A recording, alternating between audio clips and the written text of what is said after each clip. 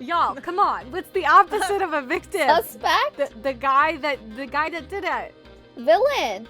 Well, no, not villain. Not abuser. Crime committer. Murderer. Murderer. There you Jesus go. Christ. Oh. Crime committer. What the hell?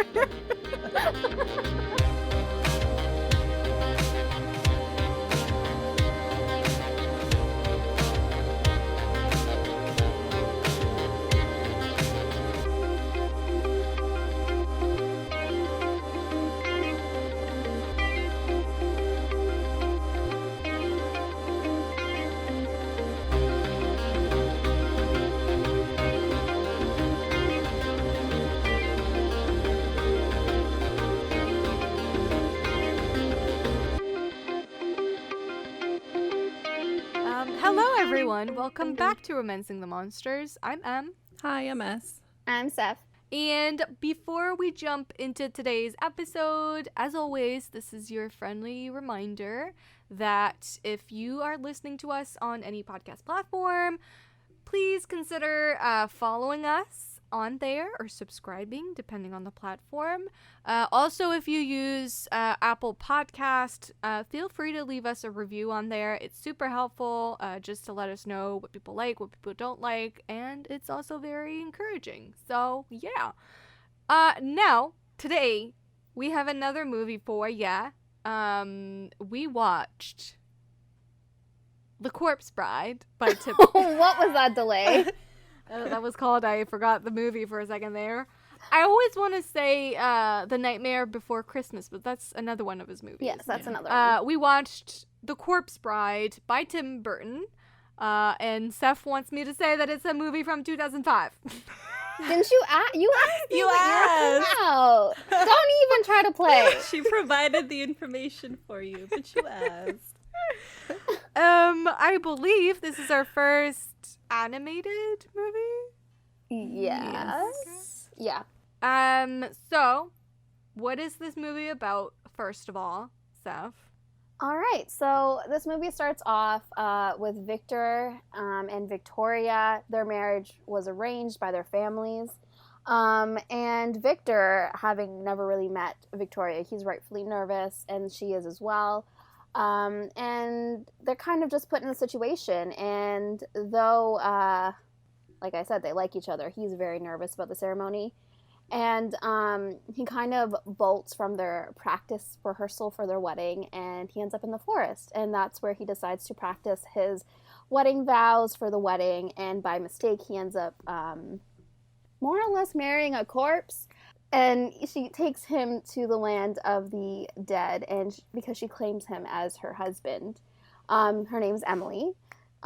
So she probably wants to marry him, and she does this by, going through certain situations and like meeting certain people, and she just really wants Victor to be her husband. And Victor feels he must get back to the land of the living before Victoria marries the villain, who we know as Barkus. And will he not make it back to Victoria, or will he stay with Emily?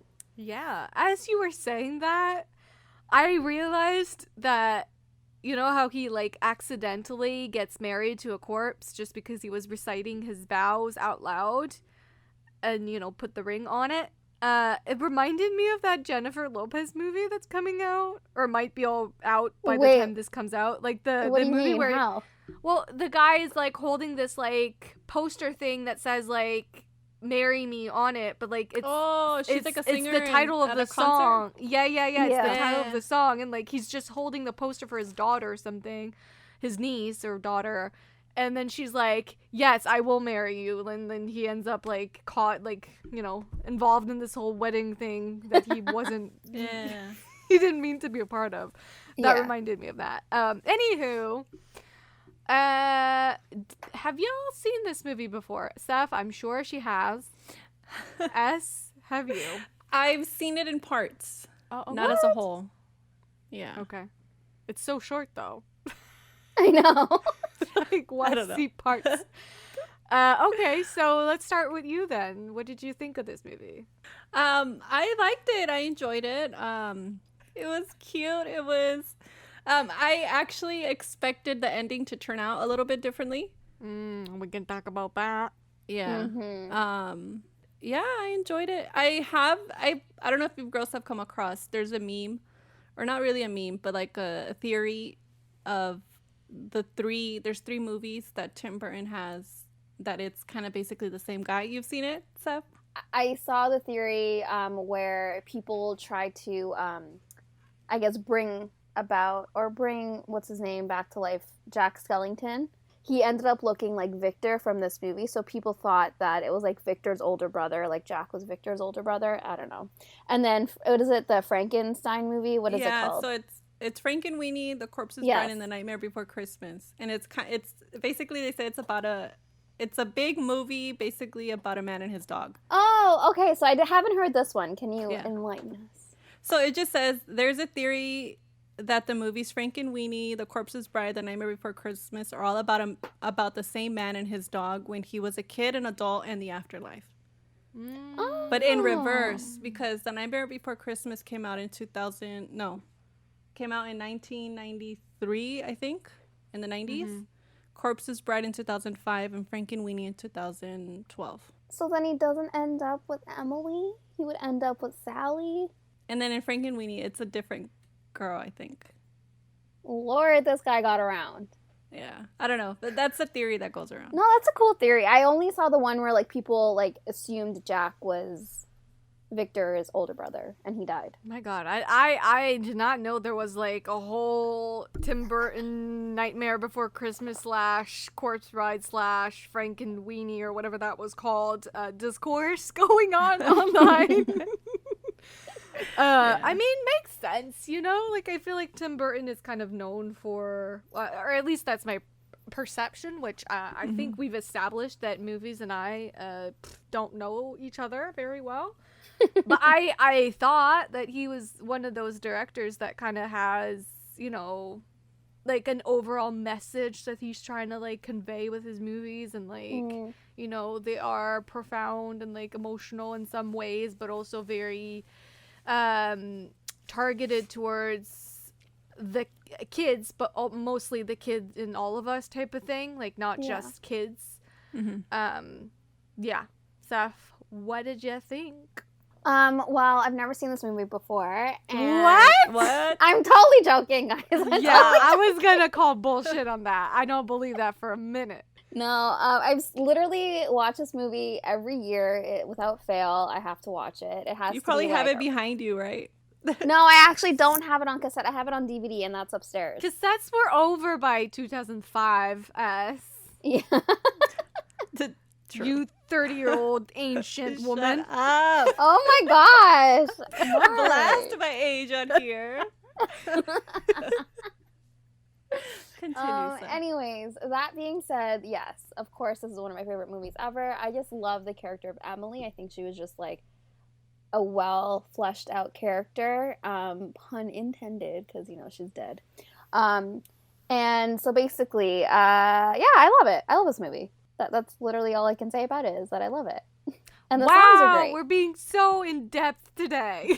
I mean, okay, I can talk about like everything that, you know, that happens, and like, you know, the imagery and all of that stuff. Okay, but, let's keep that for the conversation. Yeah, okay, fine. I really enjoyed this movie. I don't tend to watch movies that are animated just because I am scarred for life by some of them. I just have this, like, my brain just automatically thinks that they're gonna make me cry somehow. So, but I really enjoyed it. I will say that I was really rooting for Emily and Victor here. Girl, same. Not Victor and Victoria. I was like, Victoria, find you like a nice good boy that you're gonna fall in love with. Like, you deserve it, girl. Like, I honestly, I didn't want to see her married to that dumbass, but I was like, but Emily, I feel bad for you. Like, you deserve love. It's not even that I just feel bad for her. It's just like her and Victor really matched. Like, they were so... But also, it's so tragic, her story. Like, life was literally taken from her. I know. Just At for some such a money. young age, when she was just like naive and in love, and she thought that she had the whole world in the palm of her hand, and then that cruel man took that from her, and I feel really bad. And like, honestly, that scene where she's like disappearing into a bunch of butterflies, I was tearing up. I was like, no, this is not right. This is not right. She deserves better than this. She deserves to come back to life and like be given the life that she deserved or some shit. I don't know. No, I agree with that. She died way before her time, and even in her afterlife, it wasn't a happy life for her. I mean, hopefully now that she's found peace and her murderer, faced justice, maybe she will find peace, which I obviously hope she did. But yeah, I loved her character. No, I was just going to say, how did you feel about the songs? Because I feel like this movie also had songs, and you're not a fan of musicals. Yeah, I was not expecting that. Hello, nobody told me this was another musical, I guess. I mean, less so than, like, Phantom of the Opera, but, there are songs. Am I remembering this incorrectly, or the main characters don't have songs? They're the only ones who don't sing. Except Emily. She has, like, a couple lines, but I don't think Victor and Victoria sing. I don't think so. Does that count as a musical or no? I don't think it counts as a musical. There were not a lot of songs at all in this movie, so I wouldn't consider it a musical. But then I feel like animated movies oftentimes have characters that sing, so that doesn't make them musicals. So anyway, long story short, I was really not expecting that. So, like, the first song threw you for a loop there. Yeah, don't know that I loved them either, I will admit. I wasn't necessarily here for the songs here. Yeah, I could see that. I thought Emily's song was really good, though. Yeah. I liked her song. It was just so sad. I don't think I remember her song. Something about, like, she can't feel the sun, she can't feel a flame. Like, she's dead, but, like, she feels, she's like, I can't breathe, like, I don't breathe, but I feel, and I'm pretty sure that my heart is breaking, because I can feel it hurting. Yeah. Yeah, it's a sad fucking song. That one was good, but the others... Oliver, like, it was a sad song, so it was good. I mean, I felt it, okay? I felt that one. But what I was going to say is, when you talked about how... Emily is a victim, and then her what's the word I'm looking for? Victim. What's the opposite of victim? Y'all, come on. What's the opposite of a victim? Suspect? The guy that did it. Villain. No, not villain. Not abuser. Crime committer. Murderer. Murderer. There you go. Oh. Crime committer. What the hell? Yes. One thing I didn't think about until you just said it was you talked about how her murderer, is punished in the end for the crime that he committed, that he was just walking free for, several years while she was dead, and she had no justice at that point for what happened to her. And when you said that, I was like, oh my God, there are like parallels to a certain Me Too movement, I feel like, where the victim actually gets the justice that she deserves for a crime, and the, perpetrator gets, his due. Yeah. Yeah. I mean, in this case, it sounds like he not only, he killed himself, but then they kind of piled onto him, at the end. So even in the afterlife, he ain't having an easy life. He's not finding peace, no. Yeah, you're right, though, because even when he was not colored as the villain or, like, the murderer, no one knew that he was the one that killed this girl, Emily. He was, like, fake crying over this fiance that died or, like, something like that. And, like, that's all that happened. He was never, like, questioned about her death. She just disappeared and no one even really cared about it. And he even buried her body. Like, what the heck? This movie was so dark. I mean, did he bury her body, or did she just decay there and, like, became one with the earth? But I feel like she was in the ground, so he would have had to have buried her by the tree that he killed her at. I I don't know. Maybe she was half alive, half dead, because you see her hand was sticking out. And that's for me how, like, she died trying to get out of her grave, wherever she was buried. Damn. It's kind of dark. And he had the audacity, too, to go shopping for a new fucking wife. Exactly! And was it the same damn thing to Victoria? Yeah. Asshole. So then she was married to him, or he killed her before marrying her? She was eloping, remember? She was running away with all the money yeah. that she had, and he took it and killed her. He took her. Okay. I think I missed that part, because it was like, okay, so they aren't married, but he wants her money, clearly, so, like, he needs to get... Because I was still thinking, like, dowry, you know? Oh, yeah. So, let's talk about the plot. Yeah. You seemed to have, like, a really long list. You wanted to talk about colors. You wanted to talk about metaphors. Oh, my gosh. No, I just wanted to, like... Angles. Lighting. Whatever. Shut up, man. Can you let me speak? Soundtrack. Costuming. No, staying on the topic of death, you know, such a happy conversation that we're having. I just wanted to make note, like, I'm pretty sure your girls noticed as you were watching it, but, like, comparing the world of the dead to the living, the so world colorful. of the dead was so colorful and vibrant. And then once you're on, like, in the land of the living with Victoria and, like, her family and, like, his family, it's so dull. Yeah, it's oppressive looking.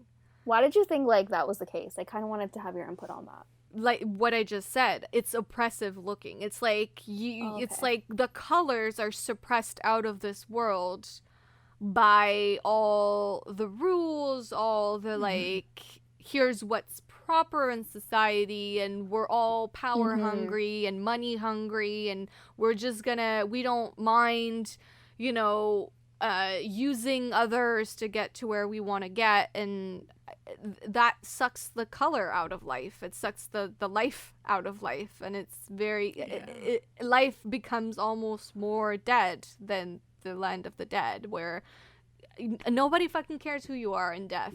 True. All the prejudices do not matter anymore in death. So, and you're free to be whoever you want to be. Yeah. Wow, this is morbid. Mom, don't listen to this conversation. I will say my mom listened to, it's the only episode she ever listened to. It was way back in the day. She listened to our Keturah and Lord Death episode, and she was like, it's very morbid. Like, you're talking about death in ways that I'm not sure are okay. We talked about death being like a comfort, or like being like something. A freedom, though. Like, yeah, like, oh, she's free now that, like, you know, she's with death.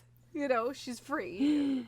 Anyways. But you're right to relate it back to that conversation, because in this case, death seems to be like, you know, a freedom in a sense. And it, like you said, it seems to be more vibrant because there are no restrictions and prejudices and all of that. Like, you can be a fucking worm, a head with no body, a skull, a spider, whatever. Like, everyone seems to be on equal footing in that world, whereas it's so, there's such a hierarchy upstairs, as they say.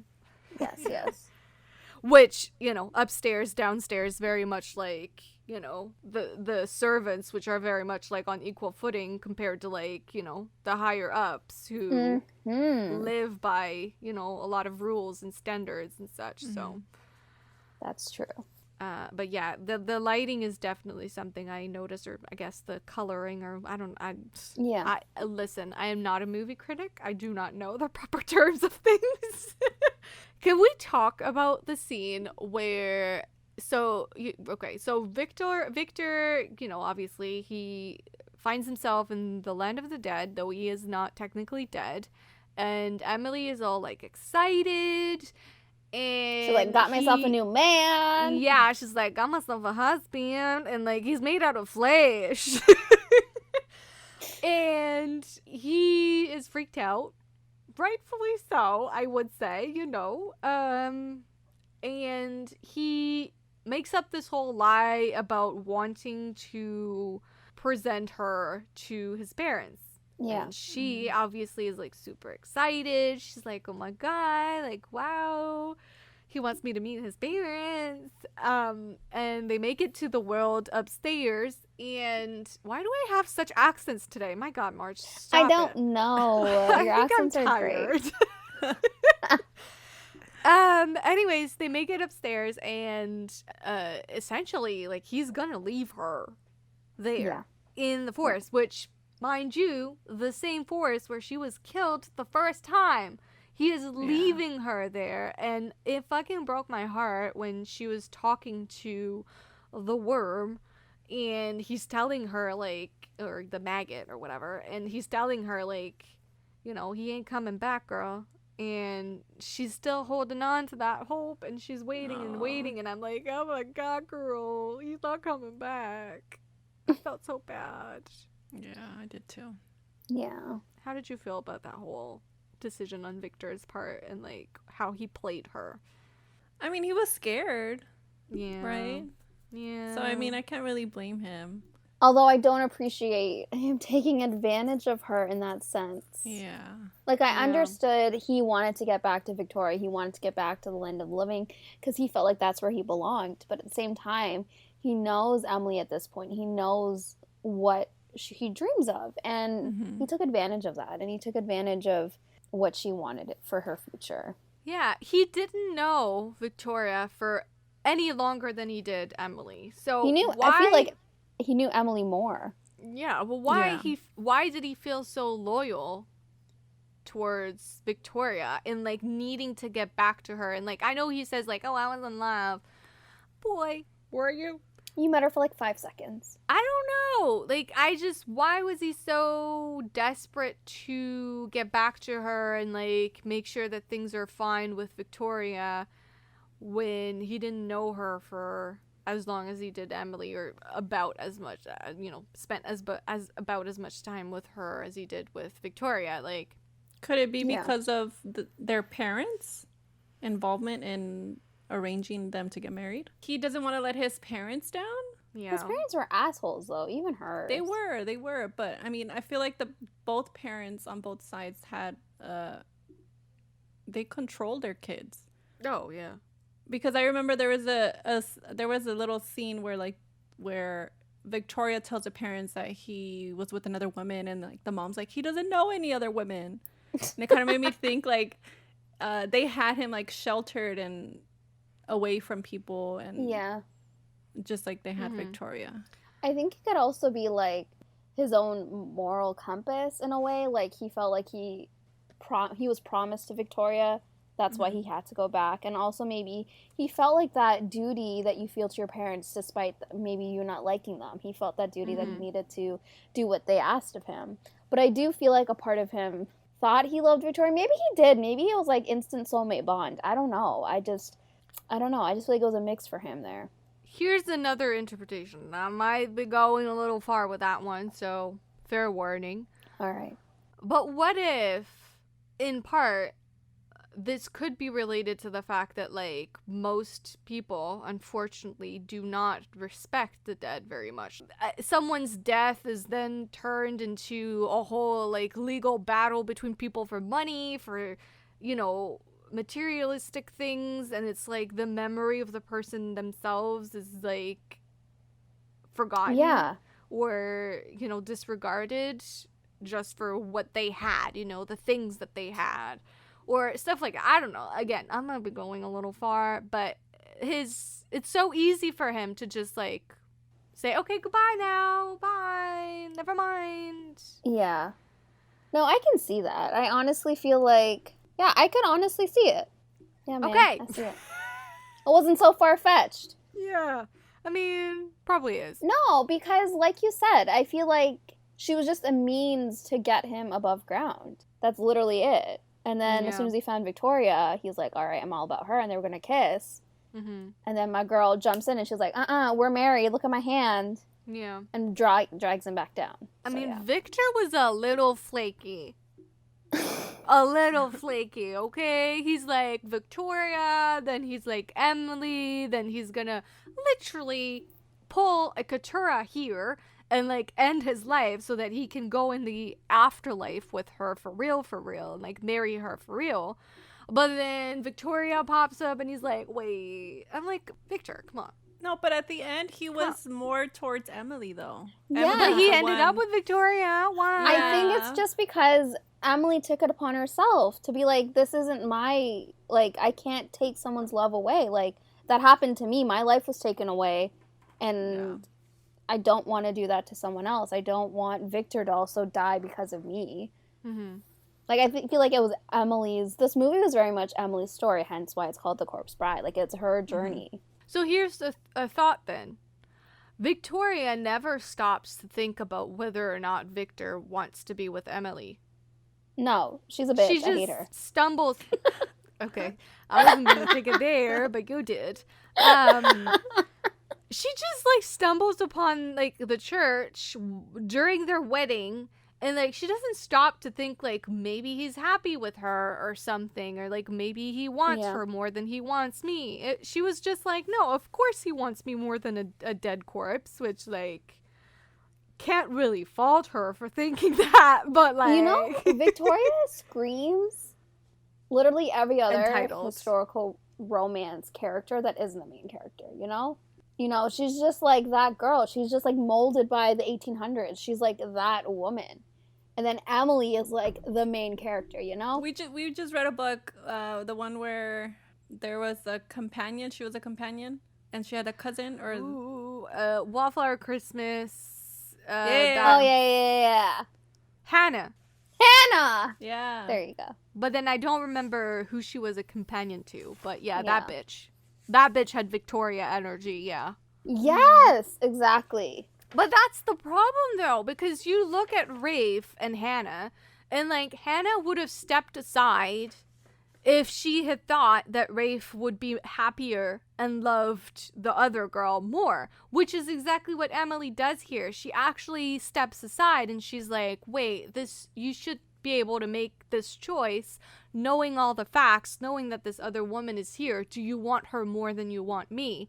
Did Victoria at any fucking point stop to think about that? Just like Hannah, the girl that she was a companion to, Natalie That bitch. never fucking stopped to ask this. You know, she was just flirting Yeah. away with Rafe, Yep. breaking Selfish. Hannah's heart. Selfish. Preach! So I just think there's a pattern here. Let's get this straight. Victor is not Rafe Bowman. He did No. not chase after the woman that made his heart go pitter He patter. wishes he was. He just went for the woman he thought he loved. And I'm pretty sure a week from now, he's going to be like, damn, I should have killed myself to be with Emily. Yeah. Wow, Maybe that not in that sentence way. though. That sentence though. Immediate cancel. Sorry, that came out so bad. No, I agree, Steph. He stayed behind to live a bland life. Yeah. Yeah, and I think it's also the fact that Victor is a young man. I don't think he wanted to die. He obviously, like, why would you want to die when you're healthy and like you seem to have a good life? He's well off financially. He's gonna have a wife, and that means a future. That means having children and like being a grandparent and things like that. Maybe he like thought that that's his happy ending. Maybe he's like, I want that life. And Emily, a life with Emily in death will not give him that. Does their marriage last? No, their marriage will, I mean, it'll last, but it won't be a happy one. I don't know. I can't remember if by the end, is there more color? I think there is. A little, like when they're, above in the world of the living. Yeah. I think they are depicted with more colors at that point of the movie, kind of like death brought colors to the world above. And I think there is color to Victor and Victoria in those last moments, but like, is it as colorful as No. Emily? No. I personally think Emily was his match. She questioned him. She just got to know him for like a few minutes, and this girl literally brought him his dog. Like, that was such a meaningful gift. It was his only friend in his childhood. I'm pretty sure up until he was a grown man, was the only friend he had was his dog. And like, of course, Emily cared enough about him to be like, here's your dog again. We can't have this conversation and like not say, like, you should not have to die for someone. No, of course not. But that's, you know, that's like superimposing real life, you know, stuff onto an animated movie that's meant to be taken as the metaphor for, you know, other things and not literally. Yeah. Like, by no means am I being serious about him, like, needing to kill himself. He should have fucking killed himself. No, of course not. I'm just saying that, like, if there was some way that this could have happened, that he could have been with Emily, I would have wanted that movie, you know? Like, I just felt like I said, they were so that's how I thought it was going to end, where he was going to pick Emily and they were going to live happily ever after in the afterlife, in the colorful, you get me? Like, that's what I thought. But also there were so many, like, weird parallels between Emily and Victoria. You know, both of them have a scene with Victor playing piano in which Victoria says, oh, I was never allowed to play because, like, that's seen as not proper for a young lady. So, like, she doesn't actually play it. He plays it for her. But then there's a parallel to that with Victor and Emily playing together and harmonizing together on the piano, creating something together. Yeah. Listen. That right there just shows you where there are limitations that cannot necessarily be broken down, you know, and where freedom lies. Connection, freedom, love, equality. Yep, agreed. I would like to say he'd find that with Victoria later on once they become more sure and confident with their own relationship. But I just feel like, I'm going back to this, Emily got him on a level that I don't think Victoria would ever be able to understand him. I just feel like because she was so free with her emotions and because she honestly, like, had nothing to lose, he learned from that and he became more, like, confident as a man, as a person. Did he, though? And, like, I think he did. He became, like, more sure of what he wanted in life because of, like, her personality and because of who she is. But he was only that sure, at least in my opinion. He was only that confident when he was around Emily. His proposal, he couldn't get it out when he was with Victoria. He was nervous. He couldn't, like, keep it together. And then the moment that he's in the forest and, like, unknowingly is proposing to Emily, it's like it just comes out naturally, and, like, he feels that sort of confidence. And that's throughout the movie. Whenever he's with her, he feels that confidence. And when they, at the end, they're reciting their vows again when he's about to, like, drink the poison and die, he's very confident in that moment. Like, I didn't feel like he didn't want to be there, like he didn't want to do it. Like, he felt confident in that choice. Yeah. I'm just saying. Because, like, there's nothing at the end of this movie that tells us that when they're going to get married, they're going to have any sort of freedom, that their life is going to change at all. Because we don't know that their parents are not going to still hover and control every aspect of their life. How is that a happy existence? Yeah. Like, to me, nothing changes. Nothing changes. They're just married now. That's all that's changed. That's so true. I didn't even think beyond the film. But you're right, it won't change. Both parents are very much involved, and like we know from the beginning, her family is an aristocratic family, but they don't have funds, they don't have any money, and his family is, they're, you know, they're rich, but they made their own money, and they're a part of society now, but they need the name. They need a name in the ton, which, you know, they would get with Victoria's family name. So I don't see their life really changing, to be honest. No, I was just gonna say, I'm still back to Victor and Victoria. Similar names. Why do you think their names are literally the same besides two letters? Maybe they're both pawns, and that's all that's meant to reflect. You know, they were both very much used similarly by their family, and they fill a similar role, therefore... Like, I don't know, are we supposed to see them as, like, two sides of the same coin type of thing? That was my question, because as soon as, like, I remember the first time watching it, I was like, that's odd that their name is literally the same, Victor and Victoria. And then, like, yeah, I saw them as mirrors of each other. Like, like you said, they both had awful lives. They were stuck with awful parents, and like their situation was very much similar. I guess, like you said, they're pawns. They're just like interchangeable in the sense where like they're just the same person but living different lives. The thing is, are they living different lives? Their lives was very similar to the point where they kind of lives, yeah. feel like the same person, which I don't know that lasts, in the sense that two sides of the same coin is interesting to me when it's two people that have lived vastly different lives, complete opposites. that's the two sides part, you know. They're not supposed to be the same thing, you know. It's two sides, but have very similar outlooks, you know, like their vastly different lives have given them very similar problems. Here, I'm not getting that vibe. They have the same life. They both grew up comfortable. They both grew up with parents that were scheming and stuff. They both grew up, I don't know. I'm not seeing it here. At least it's not the kind of two sides of the same coin that I'm interested in. Emily's dad can't get more opposite than that, you know. I'm just saying. True. The living and the dead. That's kind of the extreme opposites. Did you have thoughts on the names? Because it's obviously, I don't think it's, you know, that it was just thrown in there. Like, it's Tim Burton. I think he was doing something here with the names. I don't know. I just thought it was weird, so that's why I wanted to ask you girls. Why do you think they had similar I'm wondering, names? like, what does the name Victor mean? Like, victorious? Conqueror for Victor. Yeah.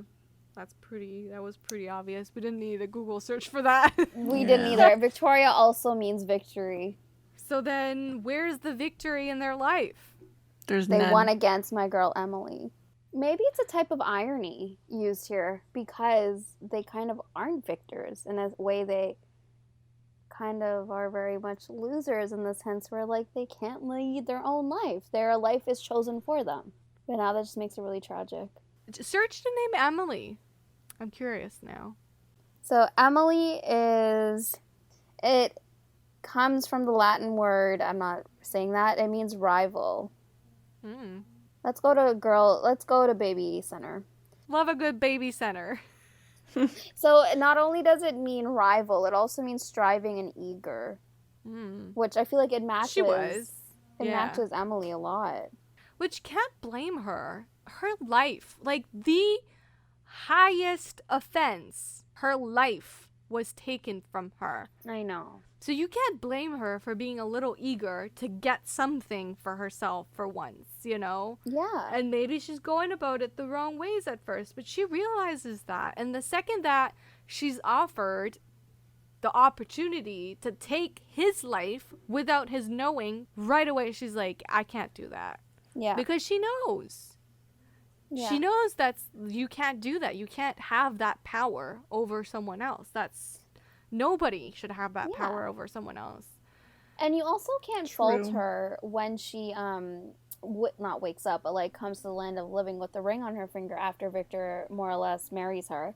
You can't fault her for being like, this is my husband, because she basically died with the thought of getting married, you know? Like, that was probably like one of her last thoughts, obviously, besides her fiance betraying her in that way. But it's worth noting that it takes her a while to realize that it was a mistake, that he didn't mean to marry her. Yeah. For her, she was like, oh my God, you're here to break my curse. Like, you married me. You're my husband. Oh my God. You know, like, it didn't cross her mind that it was a mistake, which was heartbreaking when she actually realizes that, you know, that he didn't mean to. Which, again, you know, for her, it's like, oh, again, I am not chosen for what I'm worth. Yeah. So, one thing I wanted us to talk about is Tim Burton's love for unsettling things, unsettling visuals, which I don't know, like, I don't know if that was unsettling to you, but like the way that the characters were drawn with like huge eyes, but then like tiny pupils, and like, you know, it's purposefully not pretty. to look at. Why do you think he does that? And how can we relate that to what we talk about oftentimes with like monsters and such? Well, I think we need to make note that it's not like drawn. It's literally like stop motion, so they're little dolls. Is it? Okay, I didn't know that. Oh, so that's why they were walking like that. I was like, why the fuck is everyone walking like that? They're like hopping. I was like, this is so annoying. Yeah, so that's why. I think there are directors out there who love to portray the world in an uglier light or an unsettling light to show that there is actually beauty in the ugly, weird and ugly things. Yeah. You know, there's actually worth in spending time looking at really unsettling things, which I could talk about this for hours, how it's so important to actually be confronted with things that are not pretty, that are not easy to digest, that are controversial, that are confrontational, etc. Things that make you think, things that make you widen your horizons, your opinions, your, you know, what you're in contact with. Because if you're only ever in contact with one kind of person, one kind of opinion, one kind of this, one kind of that, your outlook on life is very, very restricted. I just love that they like to show the world in that light, or you know, show art in an like kind of ugly way, but there's meaning to it, you know. I think that relates to monsters because it's no different, you know, showing the world, showing people in, you know, showing that this ugly, scary monster is just as human or capable of human emotions as you are, and that there's beauty in his monstrous ways. Yeah. No, I can see that, and I do believe like how these creations, these characters might not be appealing to some, it is appealing to others, but I also feel like you hit it on the nose where some creators like to show the beauty and the unconventional, I would say. And I feel like Guillermo del Toro also does this as well as Tim Burton, but they both find a way to show the beauty in the unconventional, or show the beauty in the monster, and like highlight the love in monsters. So yeah, I felt that here too. Let's talk about the monster of the story. What do you have? I have the parents being the monster. Just how controlling they were with their kids. The parents I had as a monster too, but I put that under like capitalism or like society, in the sense where like their parents are preparing for this arranged marriage, and all they're talking about or singing about is like how beneficial this marriage will be. And like I've already talked about, this will raise a social class for Victor's family and restore the wealth of Victoria's family. So it was more so an exchange of, you know, funds and a name.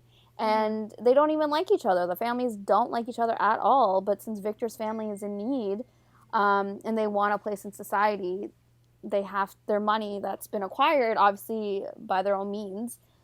It's no good in the ton. So they had to find a way to fit into society. So I saw that too. The parents. Yeah, I also wonder if, you know, Victor and Victoria, their interests are not that developed. You know, we don't, besides like he likes to play piano, but like we don't know any more about it than just that. Like he knows how to play. How did he learn? Why did he learn? Like, does he actually enjoy it? Like, does he like music? What does it mean to him? Like, we don't know. We don't have any sort of depth here. And I wonder if that's because, again, that's me reading into it, but maybe those kids are not allowed to have any depth to stuff like that. You know, in the sense that, like, it's just life. It's just the family that they grew up in means that they are kind of just one-dimensional, because that's the environment that they grew up in. It's how they were, groomed. I don't like to use that word, but you know what I mean? Like, that's how they were raised Yeah. to be. Yeah. So, yeah. Also, side note, real quick, I just want to say that the movie begins with Victor releasing a butterfly, and then it ends with Emily becoming butterflies. That's true. Tim Burton, I know you were shipping them. So why did you not end the movie with them together? The symbolism in that, he literally is releasing butterflies and then she becomes butterflies. Like, he was longing for her all along. He just didn't know it. He didn't know her at that point. I know. Or maybe it wasn't that. Maybe it's just the fact that she needed to be set free and Victor was the only one to do it. Or that. No? Love that.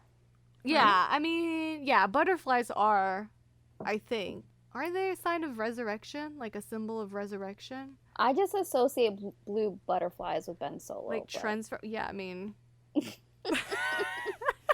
Well, Ben Solo lives. But yeah, I mean, just the fact that, like, I think it's like a symbol of like transformation, freedom, resurrection, etc., which all fit. But yeah, I mean, it is pretty cute that, like, what you said was pretty on point as with how he was the one he represented that for her. He did that for her. Hashtag Emily and Victor should have been a thing. Yeah. what is our ship name? Victory. Victory! How? No? I mean, Oh, that's yeah. literally just the last just the letter of Y. her name, but it makes up Victory. It's okay. It's okay. It fits. Quickly, add another monster that I just thought about, but like society's, I guess, demands or like construct. So basically, Victor really wasn't really ready for marriage. He only agrees to do that because of his parents, but also in turn of society. Because like society demands that he's a man of age, he should get married at that time. And also Emily, but she fell in love with the guy. But I guess society demands for like money and like a show of wealth is what maybe pushed him to kill Emily, and who knows if he killed anyone else. Talking about Barkus. I mean, he was gonna kill Victoria, so I know. Which I guess, like, the predatory ways of patriarchy, Yes. oftentimes the victim is the one who has to shoulder everything that comes with that, and he just gets to live freely and Yep. totally, like, was there ever even like a trial? Was there even like an investigation? That was my question, because all they said was she went missing, right? Like, they don't know that she died. Like, it was just like, oh yeah, my fiance, like, tragically, she went. Did he say that she died? I don't remember. I think he does say she died. Oh, okay. Well, yeah, but that's my question is, like, was it ever investigated? Was he ever questioned? Probably not, because Probably he's not. someone in the ton, right? If he's someone Exactly. they're not going to question him. No. And obviously, I mean, listen.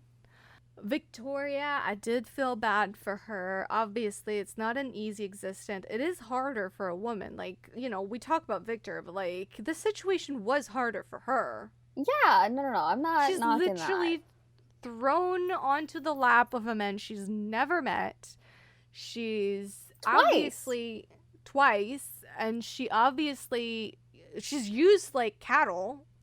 She had hopes and dreams that she's literally not allowed to have, and she lives a very restricted life. And like, there's that like small mention when she sees the corpse bride, where she's like, oh my god, he's married to a corpse, and like literally no one believes her, and everyone's like, you're gonna go to the asylum, like, which is a brief mention, but does reflect something that was real, which was so many women were sent to asylums because they were being, I mean, you can find like lists online of like reasons why women were sent to asylums back then. Oh, yeah. And it's literally insane, some of them, like reading too many books, or you were beaten by your husband and had obvious traumatic repercussions from that, and somehow that gets blame on you because you're the reason why he's beating you. Something's wrong with you. You're crazy.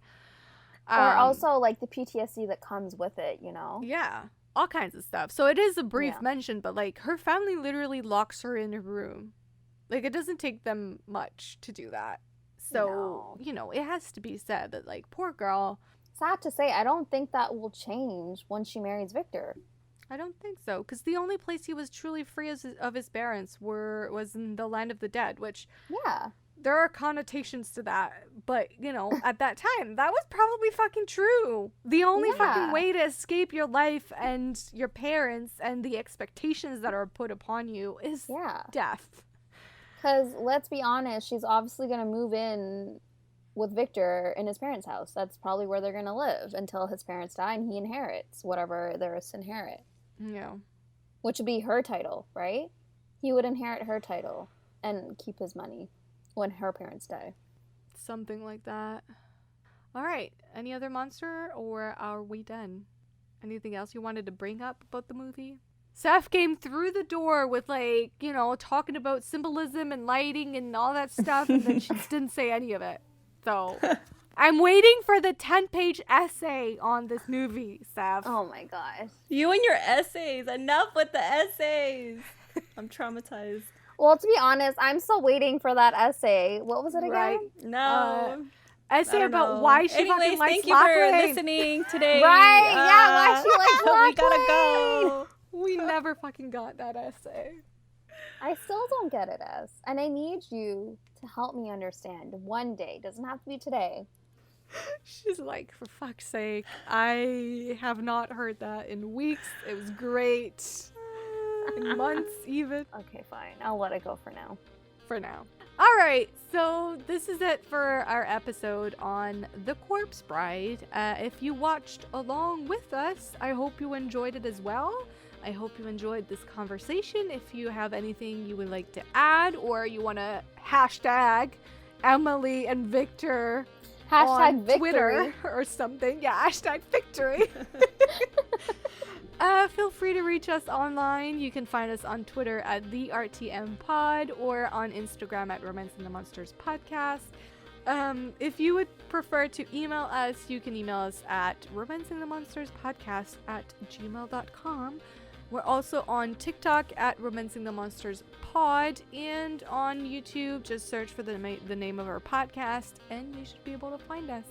If you're looking for me specifically, you can find me on both Twitter and Instagram at Foes and Lovers.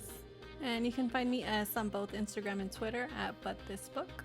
And you can find me, Saf, on both Instagram and Twitter at Pros with Woes. And that's it. We'll see you next week, guys. Bye.